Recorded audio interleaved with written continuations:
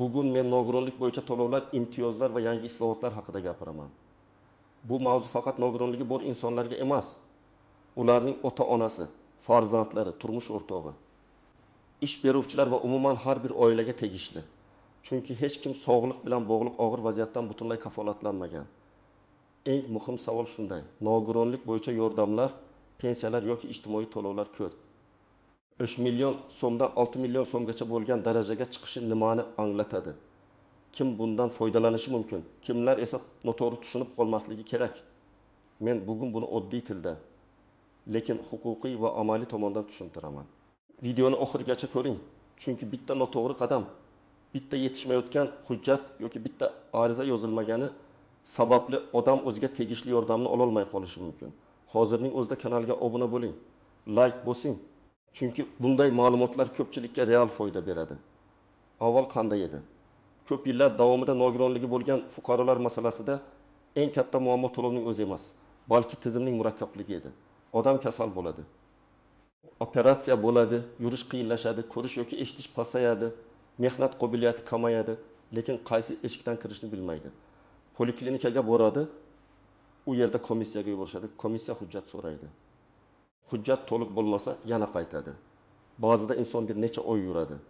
Shu vaqt ichida na ish haqi bor, na pensiya bor, na yetarli davolanishga pul bor. Endi islohotlarning asosiy maqsadi shundan iboratki, nogironligi bo'lgan shaxs faqat qog'ozbozlik qurboni bo'lib qolmasligi kerak.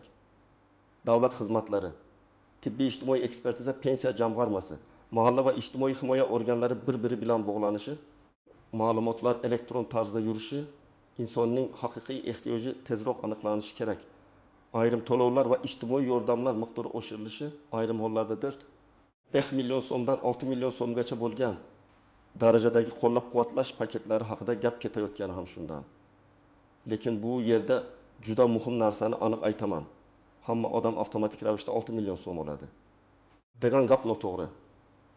Miqdor nogironlik guruhi, ish staji, avvalgi daromad, oilaviy holat, bolalikdan nogironlik bor-yo'qligi, parvarishga muhtojlik, reabilitatsiya vositalari, dori-darmon xarajatlari va boshqa mezonlarga qarab farq qilishi mumkin. Shuning uchun islohotni faqat pul oshdi deb emas, tizim kengaydi va imkoniyatlar ko'paydi deb tushunish kerak. Birinchi navbatda nogironlik bo'yicha to'lovlar bir xil emas. Masalan, bir fuqaro mehnat stajiga ega bo'lishi mumkin, ya'ni u yillar davomida ishlagan, ijtimoiy soliq to'langan, pensiya tizimida qayd etilgan. Bunday holatda u nogironlik pensiyasiga da'vogarlik qilishi mumkin. Ikkinchi fuqaro esa umuman ishlamagan bo'lishi mumkin yoki bolalikdan nogiron bo'lishi mumkin. U holda ijtimoiy nafaqa yoki boshqa turdagi yordamlar qo'llaniladi.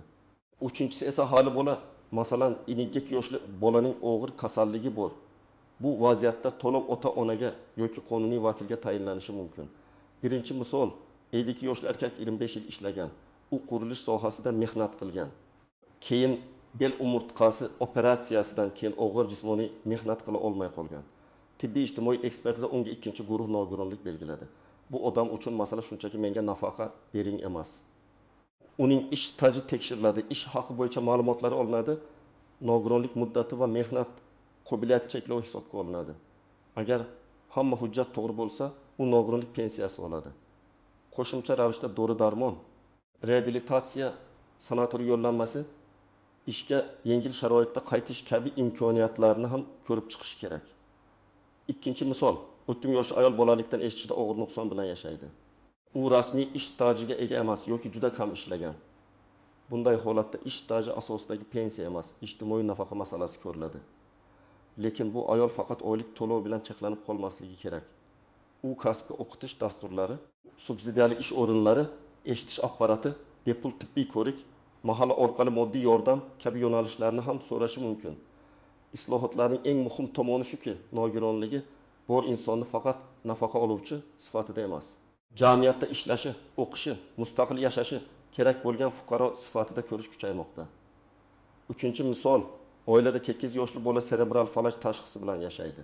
Onasi ishlay olmaydi, chunki bola doimiy parvarishga muhtoj.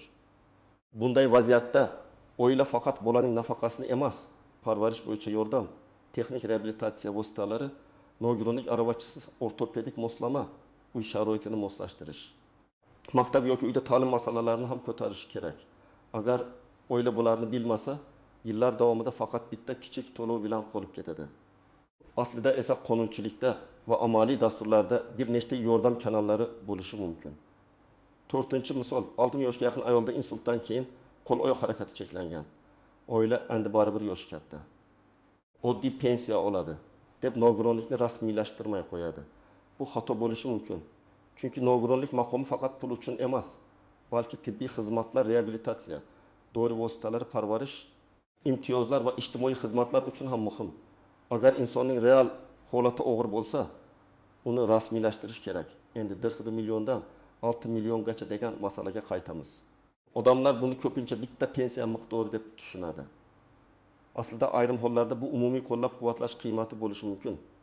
Oylik to'lov, parvarish yordami, dori-darmon kompensatsiyasi, reabilitatsiya vositasi, ijtimoiy xizmat, bir martalik moddiy yordam yoki subsidiya qo'shilganda oilaga tushadigan real yordam shuncha atrofida bo'lishi mumkin. Lekin har bir holatda hujjat, tashxis, ehtiyoj va tegishli organ qarori bo'ladi. Kimlar albatta xavotir olishi va harakat qilishi kerak. Birinchidan, nogironlik muddati tugash arafasida turganlar. Agar sizda nogironlik 1 yilga yoki 2 yilga belgilangan bo'lsa, muddati tugashidan oldin qayta ko'rik masalasini boshlang. Ikkinchidan, kasallik og'irlashgan, lekin guruh o'zgarmaganlar. Masalan, avval 3-guruh bo'lgan, keyin ahvol yomonlashgan bo'lsa, qayta ekspertiza talab qilish mumkin. Uchinchidan, bolalikdan nogiron farzandi bor oilalar. Bola 15 yoshga to'lganda maqom, to'lov turi va tartib o'zgarishi mumkin. Shu davrda hujjatni o'tkazib yubormaslik kerak. 4-dan, rasmiy ish stajiga ega bo'lganlar. Sizga ijtimoiy nafaqa emas, balki staj asosidagi pensiya foydaliroq bo'lishi mumkin. Kimlar ortiqcha vahimaga tushmasligi kerak. Agar sizda nogironlik muddati belgilangan bo'lsa, har bir yangilik chiqqanda darhol komissiyaga yugurish shart emas. Lekin to'lovlaringiz qayta hisoblanganmi? Bank kartangizga to'g'ri tushyaptimi? Imtiyozlaringizdan foydalanyapsizmi? Buni tekshirish kerak. Agar siz sog'lig'i yaxshi.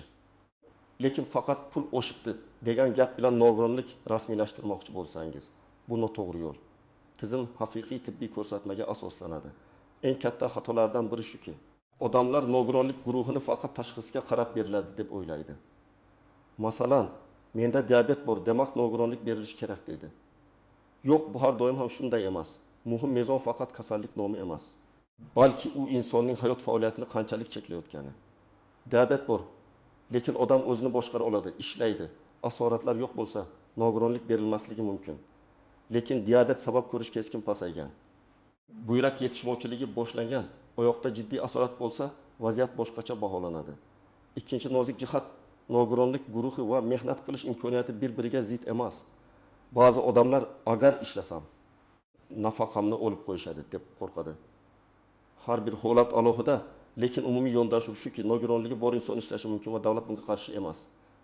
Aksincha, moslashtirilgan ish joyi, qisqartirilgan ish vaqti, yengil mehnat sharoiti, masofa ish kabi imkoniyatlar muhim. Lekin daromad, pensiya turi va imtiyozlar bo'yicha o'zgarishlar bo'lishi mumkin. Shuning uchun ishga kirishdan oldin pensiya jamg'armasi yoki ijtimoiy himoya organidan yozma yoki elektron tushuntirish olish foydali. 3-nozik jihat, vaqt masalasi. Ko'p oilalar hujjat topshirishni kechiktiradi. Masalan, shifokor komissiyaga chiqaring degan, lekin oila 3 oy kutgan. Keyin to'lov qaysi kundan hisoblanadi degan muammo paydo bo'ladi. Odatda ariza, tibbiy xulosa va ekspertiza sanalari juda muhim. Shuning uchun har bir tibbiy hujjatning nusxasini saqlang. Elektron bazaga kiritilganini tekshiring. Ariza topshirgan kuningizni yozib qo'ying. 4-xato, odam faqat og'zaki javobga ishonadi. Sizga tushmaydi, kerak emas. Keyin keling deyishlari mumkin. Lekin muhim masalada og'zaki gap yetarli emas. Agar siz haqli ekaningizga ishonsangiz, yozma ariza bering. Yozma arizaga yozma javob talab qiling.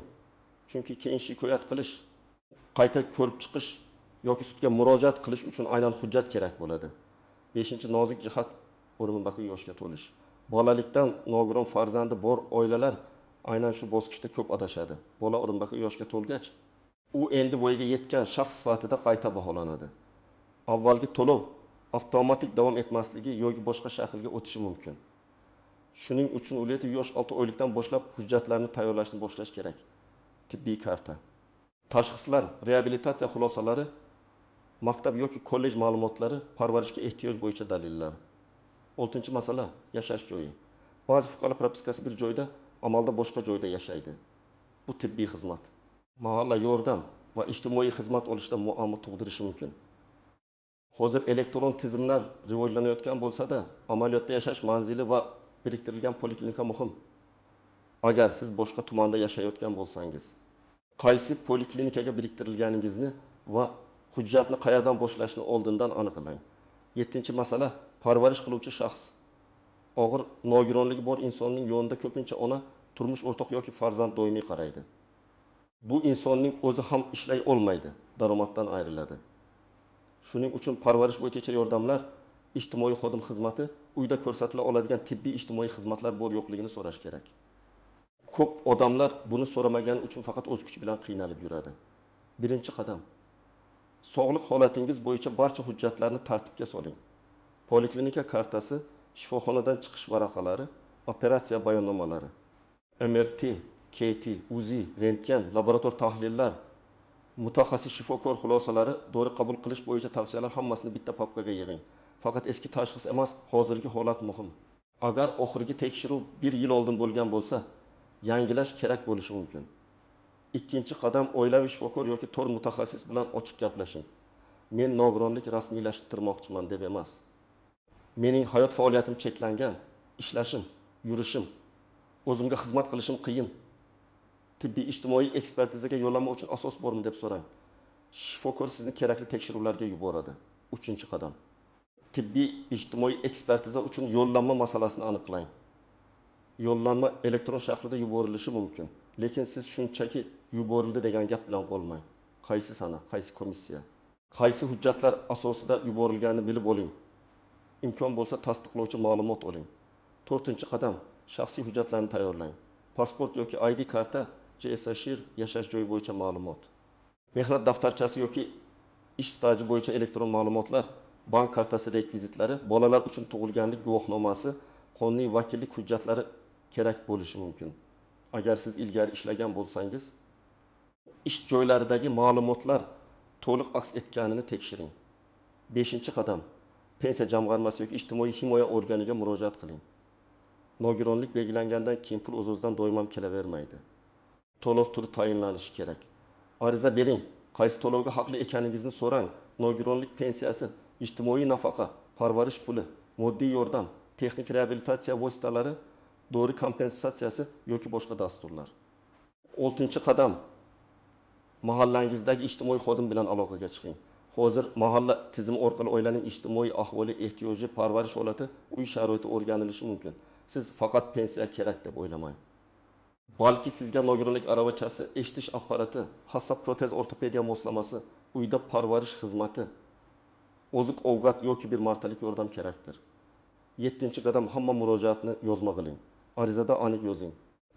Menga nogironlik bo'yicha tegishli pensiya yoki nafaqa tayinlashni, mavjud imtiyozlarim haqida yozma ma'lumot berishni, ehtiyojimdan kelib chiqib reabilitatsiya vositalari masalasini ko'rib chiqishni so'rayman. Arizani topshirganingizdan keyin ro'yxatga olingan raqamni saqlang. 8-qadam, rad javobi bo'lsa, taslim bo'lmang. Rad etish sababi yozma bo'lishi kerak. Sabab hujjat yetishmasligi bo'lsa, hujjatni to'ldiring. Tibbiy asos yetarli emas deyishsa, qo'shimcha tekshiruvdan o'ting. Agar qaror adolatsiz deb hisoblasangiz, yuqori turuvchi organga yoki qonuniy tartibda shikoyat qiling. Eng muhimi, hissiyot bilan emas, hujjat bilan harakat qiling. 9-qadam, to'lov tushgandan keyin ham tekshirishni davom ettiring. Miqdor to'g'rimi, qayta hisoblash bo'lganmi? Plastik kartaga vaqtida tushyaptimi? Qarzdorlik yo'qmi? Muddat tugash sanasi qachon, bularni nazorat qiling. Ba'zan odamlar bir necha oy kamroq pul olib yuradi. Keyin aniqlash qiyinlashadi. 10-qadam, o'z huquqingizni bilgan holda halol harakat qiling. Soxta hujjat, tanish-bilish orqali noto'g'ri guruh olishga urinish. Kasallikni bo'rttirish, bu nafaqat qonunga zid, balki haqiqatan yordamga muhtoj insonlarning tizimga bo'lgan ishonchini ham buzadi. Islohotlardan maqsad aynan muhtoj odamga yordamni tezroq va adolatli yetkazish. Bugungi mavzuning eng muhim xulosasi shuki, nogironlik bo'yicha dargin 1 milliondan 6 million so'mgacha degan gapni hamma uchun bir xil avtomatik to'lov deb tushunmaslik kerak. Bu islohotlar nogironligi bo'lgan fuqarolarga pul, xizmat reabilitatsiya, parvarish va ijtimoiy qo'llab-quvvatlashni kengaytirishga qaratilgan. Kimdir pensiya oladi, kimdir nafaqa oladi, kimdir texnik vosita, kimdir parvarish yordami, kimdir ishga joylashish bo'yicha imkoniyat oladi. Men sizga tavsiya qilaman. Agar oilangizda nogironligi bor inson bo'lsa, hujjatlarni bugunoq tekshiring. Nogironlik muddati, to'lov turi, pensiya miqdori, imtiyozlar va reabilitatsiya ehtiyojlarini aniqlang. Bitta ariza yozish, bitta ma'lumotnoma olish yoki bitta tekshiruvdan o'tish oilangiz uchun juda katta farq qilishi mumkin. Sizning hududingizda bu tizim qanday ishlayapti? To'lovlar vaqtida tushyaptimi? Hujjat topshirishda muammolar bormi? Komissiya adolatli ishlayaptimi? Fikringizni izohlarda yozing. Video foydali bo'lgan bo'lsa, albatta like bosing, yaqinlaringizga ulashing va kanalga obuna bo'ling. Men esa keyingi videolarda pensiya, nafaqa, subsidiya va ijtimoiy himoya bo'yicha eng muhim yangiliklarni oddiy tilda tushuntirishda davom etaman.